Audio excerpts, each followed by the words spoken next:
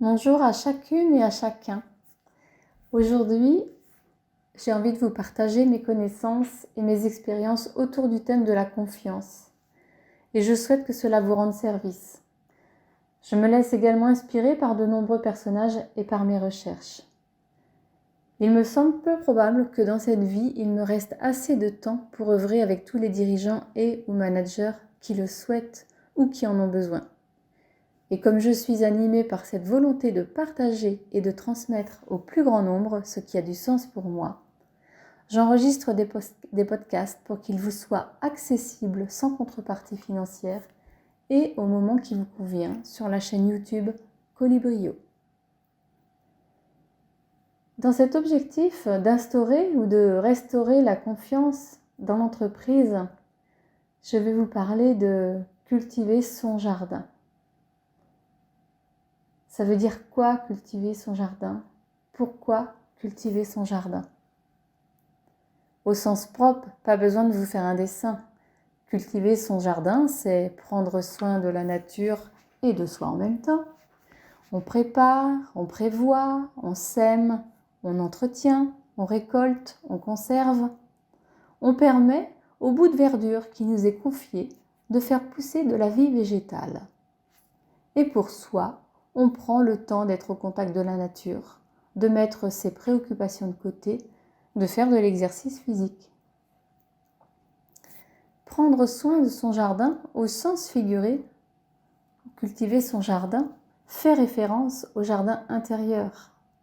Qu'est-ce que je fais pour prendre soin de moi, de mon corps physique, de mon mental, de mes émotions?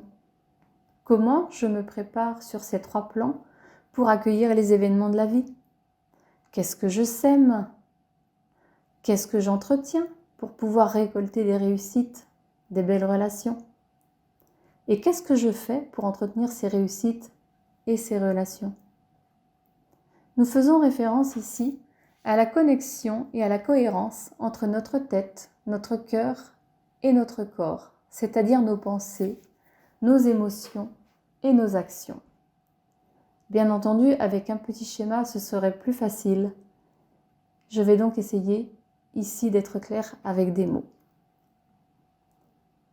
Nous parlions donc de nos pensées, nos émotions et nos actions. Si je suis bien dans ces 3 domaines, je peux avancer, je peux apprendre, je peux être créatif, je peux être performant.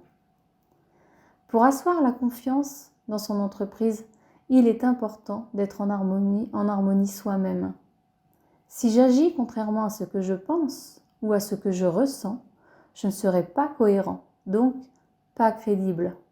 Dans ce cas, je ne peux pas inspirer la confiance. On parle de congruence. Mes clients, mes collaborateurs ne me font pas confiance. La confiance ne peut pas s'instaurer entre eux.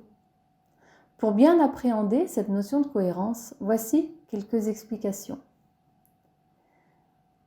Donc on a parlé de la tête, du cœur et du corps. La tête en premier lieu. Avec la tête, je pense, j'ai des idées, j'analyse. Pour préparer l'action, mes idées, mes pensées doivent être claires. Pour les observer, se retrouver seul au contact de la nature permet de se connecter à sa tête. Mes pensées sont-elles positives? Négatives? Est-ce que je tourne en boucle sur une problématique? Je vous invite à vous poser ces questions. Ensuite, le cœur. Avec le cœur, je ressens. J'ai des émotions, j'ai des humeurs, j'ai de la motivation.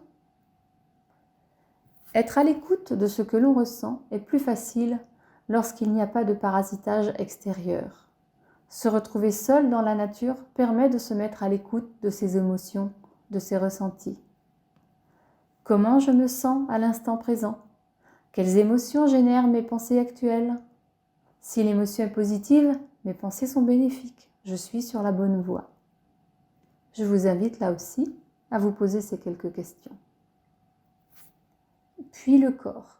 Avec le corps, j'agis, je veux, je vis, je vais. Pour entrer en action, mon corps doit être en bonne condition. Comment est-il? Est-il souple? Est-il détendu? Est-il vigoureux? Est-il sans douleur? Est-il à la bonne température? Est-ce qu'il ressent l'air? Est-ce qu'il ressent l'humidité? Pour avoir tous ces ressentis, se connecter à la nature est un moyen de revenir à soi. En immersion dans la nature, en forêt, près d'un plan d'eau, se contenter d'être à l'écoute de son corps et voir ce qui se passe. Comment est mon corps dans le moment présent? Y a-t-il de l'inconfort, de la raideur, de la douleur? À quoi je pense en ce moment même? Et quelle émotion cela génère-t-il? Je vous invite aussi à vous poser ces quelques questions. La cohérence tête-cœur-corps est un préalable indispensable à la relation à l'autre. Si je me sens bien avec moi, si je me suis bien écoutée, je suis plus à l'écoute de l'autre. Je suis la seule personne qui a le pouvoir d'influer sur mes pensées. Si je ne contrôle pas mes pensées, quelqu'un d'autre le fera pour moi. Les autres peuvent influencer mes émotions, je ne les maîtrise plus, je ne maîtrise pas les événements. Que fais-je alors pour les orienter positivement? Je vous propose de faire l'inventaire de ce que vous faites personnellement pour vous et pour instaurer la confiance dans votre entreprise. Et avant de nous quitter, je vous offre cette phrase de Charles Pépin. N'ayez plus confiance en vous, ayez plutôt confiance en tout ce que votre action est capable de créer en vous offrant un point de contact avec le monde. Ayez confiance en ce qui dépend de vous et ce qui n'en dépend pas. Ayez confiance en la chance que votre action peut provoquer. Ayez confiance en ces hommes et femmes que vous rencontrerez et qui vous donneront des idées, de l'espoir et pourquoi pas de l'amour.